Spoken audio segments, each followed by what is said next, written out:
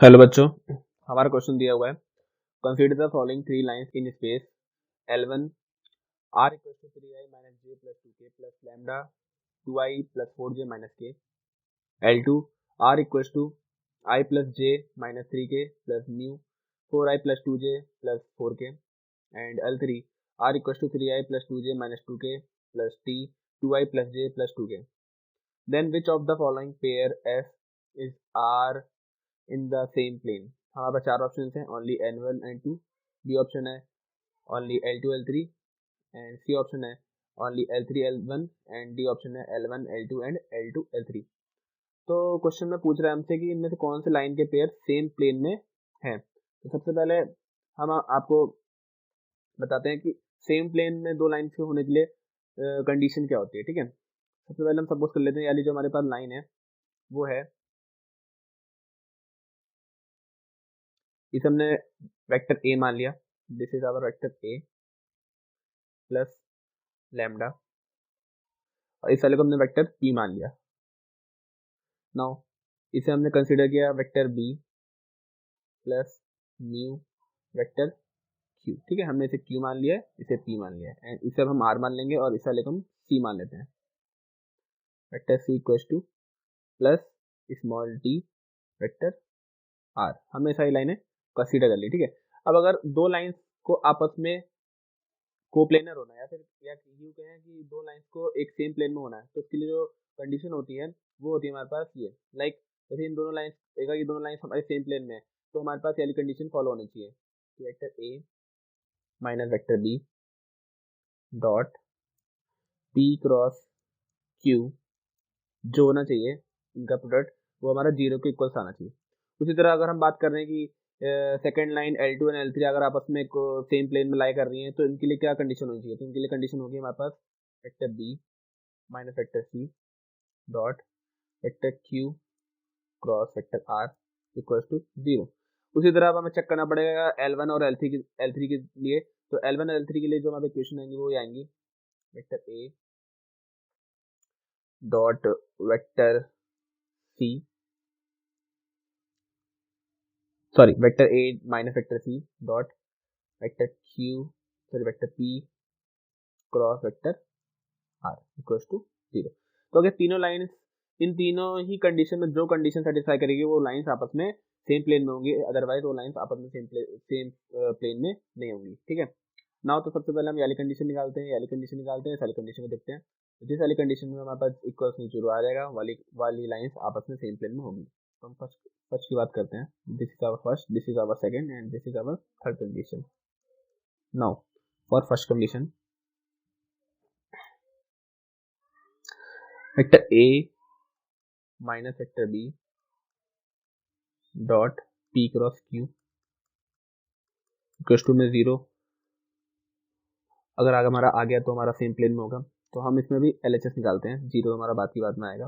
ठीक है, तो हमारा वेक्टर ए क्या है, वेक्टर ए है हमारे पास दिस, एंड वेक्टर बी है हमारे पास दिस। ठीक है, तो हम इसे सॉल्व करते हैं। ए माइनस बी क्या होगा, 3i माइनस आई मतलब 2i। ठीक, फिर आएगा माइनस जे और फिर प्लस जे, लेकिन हमें माइनस करना है तो माइनस जे और माइनस जे माइनस 2j। ठीक है, फिर 2k माइनस और माइनस प्लस, तो 2k और plus 3k it mean 5k। ठीक है, अब हमें p क्रॉस क्यू निकालना है, हमें इनका और इनका आपस में क्रॉस प्रोडक्ट निकालना है। तो हम p क्रॉस क्यू निकाल लेते हैं। यहाँ पे p क्रॉस क्यू हमारा होगा mod determinant, sorry i j this is k। Cross product हमारा ऐसे निकालते हैं, सबसे पहले p के कोएफिशिएंट्स आएंगे, p में i j k के कोएफिशिएंट्स आएंगे which means 2 4 minus 1, 2 4 minus 1, and इसमें आएंगे 4 2 एंड 4। इसे जब हम सॉल्व करते हैं तो हमें मिलेगा i एंड 4 4 या 16 माइनस 2 ही माइनस 1 से मल्टीप्लाई माइनस 2 आएगा which is equal to plus 2 minus j 4 2 का 8 माइनस प्लस का 4 एंड प्लस के 4 माइनस 4 4 का 16। इसे हम आगे सॉल्व करेंगे तो i यह आ जाएगा हमारा 18 i and 12 minus 12 j and ये हमारे पास आएगा माइनस का 12K। ठीक है, ये हमारे पास आ गया P क्रॉस Q। अब इसे हम यहाँ पे लिख लेते हैं dot 18I minus 12J minus 12K। इसे हम आगे सॉल्व करते हैं। तो 18 टू द 36,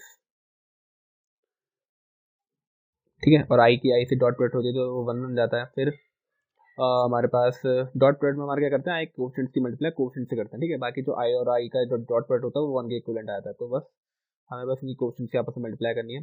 फिर जे की जे से की कोफिशिएंट मल्टीप्लाई होगी तो 14 और 12 to the 24 minus minus plus को आ जाएगा। एंड 12 5 द 60 माइनस का आएगा। फिर हम आगे सॉल्व करेंगे, इनका सम 60 आएगा जो कि हमारा 0 का आ जाएगा।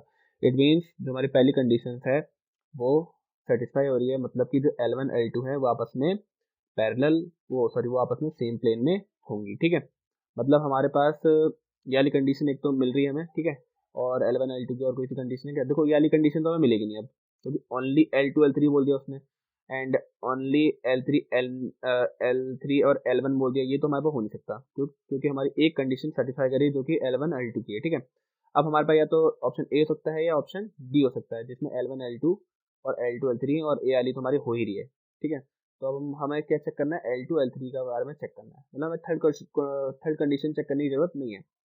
अब बस हमें सेकंड कंडीशन चेक करनी है जो कि हमारी L2 L3 की है। चलिए L2 L3 के लिए हम चेक कर लेते हैं। सेकंड कंडीशन क्या थी L2 L3 के लिए कि B minus C dot Q cross R। B minus C हम पहले फाइंड करेंगे, तो B माइनस सी। ठीक है, B हमारे पास देखिए ये है ये वाला वेक्टर एंड C हमारे पास ये वाला वेक्टर है। ठीक है, राइट। अब B माइनस सी 1 माइनस 3 मतलब माइनस का 2i।